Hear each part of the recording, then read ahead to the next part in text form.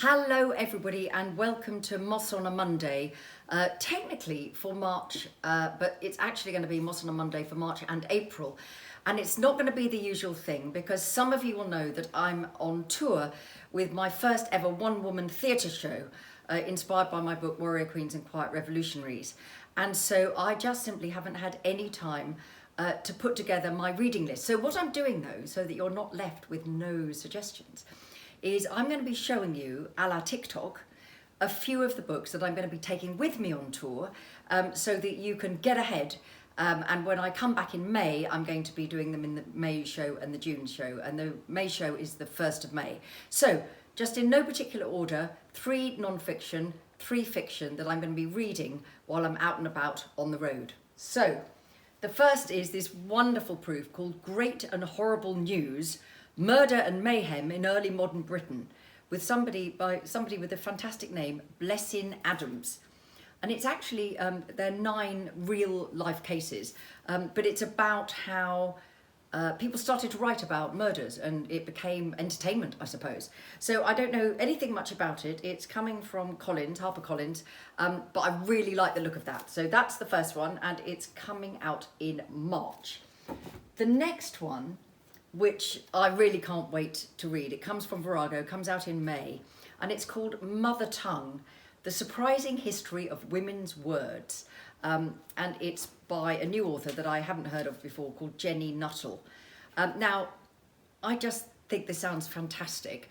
The idea of where language comes from, how it develops, the ways in which maybe women developed a slightly different language from the men around them. I don't know what the book's going to be about, and I don't know if it's based maybe on some kind of PhD thesis or something like that, but it's really up my street because I love the history of words. So that is Mother Tongue, and that is coming in May. Then the next one is from a woman I really admire called Louise Minchin. The book is called Fearless, Adventures with Extraordinary Women, and it's coming from Bloomsbury Sport. Now, many of you will know Louise Minchin from the BBC Breakfast Sofa, but she's also a triathlete, incredible woman talking about menopause and health and women's sport. And she's interviewed lots of different women who have put incredible physical achievements at the heart of their lives, I suppose, like this. So this book is also coming out in May. And because I know Louise, I just think I can't wait to read this and to hear her story about how she did completely transform things after she left the very, very public and shiny public eye, I suppose, of the BBC Breakfast Sofa. Now we've got 3 novels that I'm really looking forward to. Coming in April is romantic comedy from Curtis Sittenfeld. Now, many of you will have read her books, putting the lives of iconic, real American women at the heart of her fiction. She wrote American Wife, she wrote Prep, and she wrote Rodham, which of course was inspired by Hillary Clinton's amazing life. And I know nothing about this other than it's tiny, so it's going to be good in my suitcase. It's coming out in April, but Curtis Sittenfeld, is a beautiful and wonderful writer, so I can't wait to read that. Another writer that you'll know, now that gives nothing away, does it? Absolutely nothing away. But this is the new novel from Joanne Harris, and it's called Broken Light. It comes in May.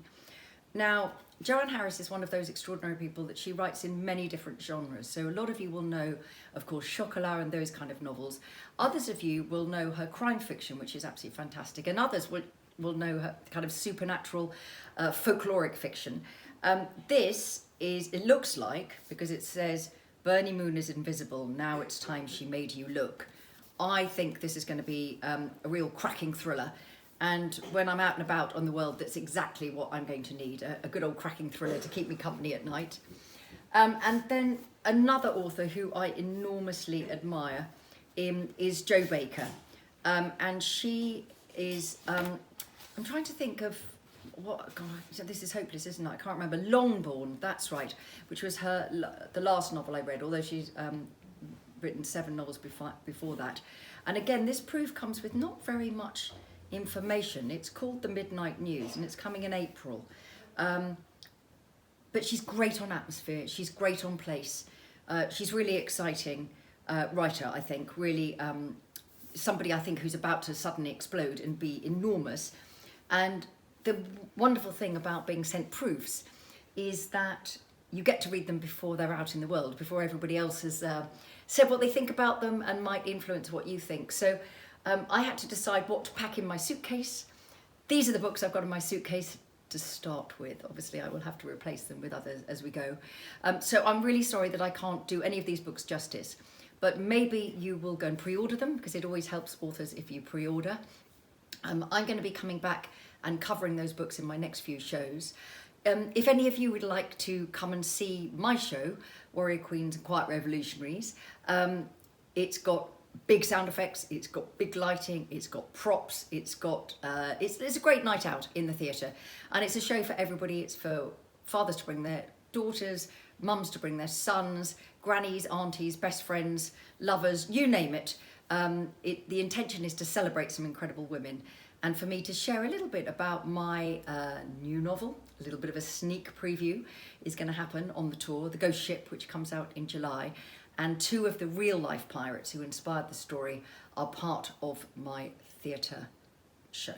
So this is Kate Mosse, for now, on the road for the next 6-7 weeks.